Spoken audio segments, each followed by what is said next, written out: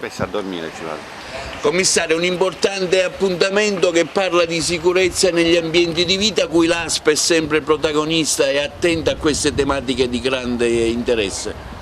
Devo dire che è importante il lavoro che fanno le scuole e che hanno fatto i colleghi dell'ASP per far diffondere questo messaggio.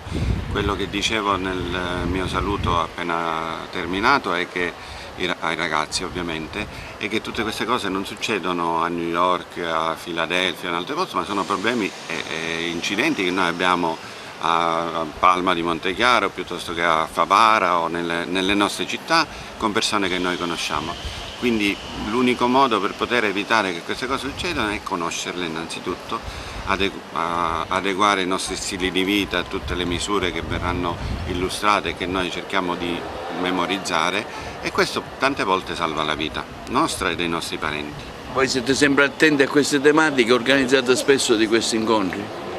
Io ovviamente per il ruolo che ho dico che non sono mai contento, però queste sono bellissime iniziative, ma ne dobbiamo fare di più.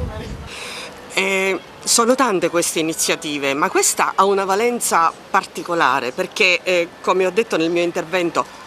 è un approccio che riguarda diversi aspetti e quindi anche diverse istituzioni, perché si parla di benessere, quindi benessere e di ambienti di vita, salute, benessere e ambienti di vita. Oggi secondo me è stata fatta e si farà una bella semina, perché i ragazzi sono molto attenti a queste problematiche e quindi è una bella risposta delle istituzioni insieme per poter, come dire, anche dare dei messaggi concreti sui comportamenti da tenere e aiutare anche questi nostri ragazzi a volersi un po' di bene e a rispettare se stessi, gli altri e l'ambiente. Siamo contenti di aver avuto questa opportunità sia come scuola in termini proprio di partecipazione ad un momento importante di formazione per la prevenzione, sia ci fa piacere avere la possibilità di intervistare Sua Eccellenza il Prefetto e anche gli altri intervenuti nell'ambito del progetto del giornalismo della nostra scuola, che sta prendendo sempre più campo e che vede i ragazzi protagonisti nel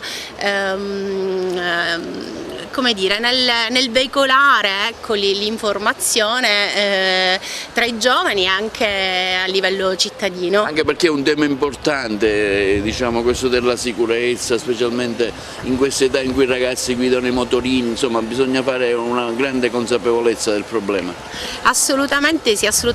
i ragazzi sono molto attenti e sicuramente approfitteranno